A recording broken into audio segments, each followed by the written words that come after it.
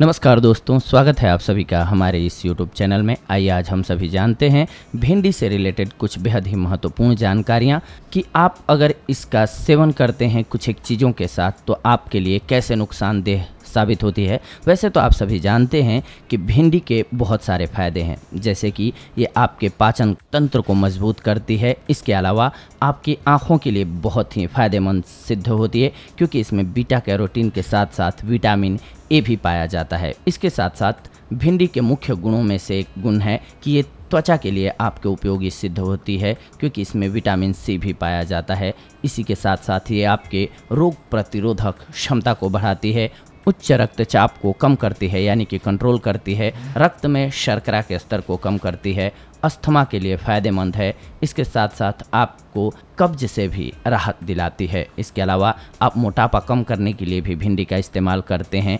इसके बहुत सारे औषधीय गुण हैं, जिसकी बदौलत आप कैंसर से भी बच जाते हैं। जी हाँ, भिंडी में पाए जाने वाले अघुलनशील फाइबर की वजह से आपके आंतों के मार्ग को साफ रखने में मदद मिलती है, जिसकी बदौलत आप बृहंत्र रक्त कैंसर के खतरे को कम कर सकते हैं अपने शरीर से।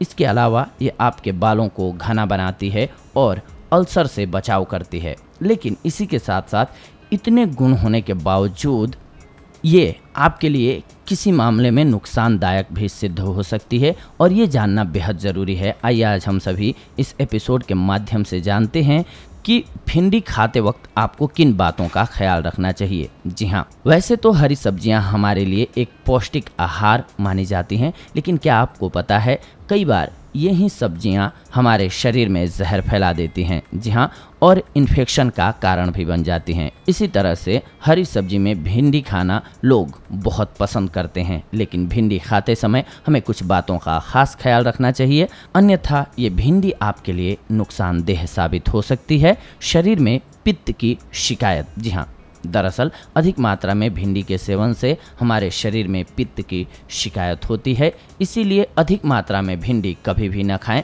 भिंडी खाने के बाद मूली का सेवन भूल करके भी न करें। आप अगर भिंडी खाने के बाद मूली खाते हैं तो आपको त्वचा संबंधी रोग उत्पन्न हो सकते हैं, जैसे कि चर्म रोग। जी हाँ, वाइट दाग स्किन पर ये इसी गलती की वजह से होती है। खाने का नॉलेज होना बहुत ज़रूरी है कि किस चीज़ के साथ हम कौन सी औषधि को या फिर कौन सी खाने की चीज़ को इस्तेमाल करें तो फ़ायदेमंद होगा, और कौन सी चीज़ को किस चीज़ के साथ खाएंगे तो नुकसानदेह होगा। भिंडी को भून करके खाने के शौकीन हैं तो ये शौक़ आप पर काफ़ी भारी पड़ सकता है। अगर आप भिंडी को भून करके खाने के शौकीन हैं, जी हाँ, भुनी हुई भिंडी खाने से शरीर में कोलेस्ट्रॉल लेवल बढ़ता है। इससे आपका मोटापा एवं उससे संबंधित कई समस्याएं आपको हो सकती हैं। इसीलिए आपको ध्यान रखना चाहिए कि भिंडी को भूनकर कभी भी ना खाएं, अन्यथा आपको फ़ायदे की जगह नुकसान हो सकता है।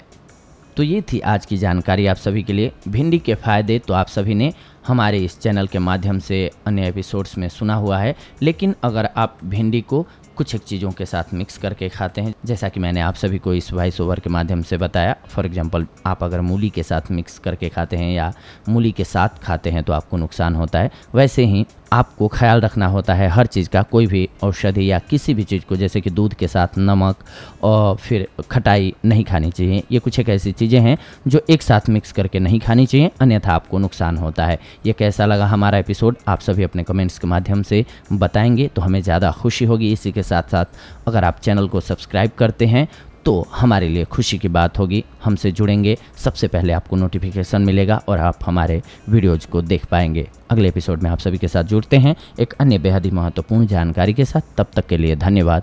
नमस्कार दोस्तों।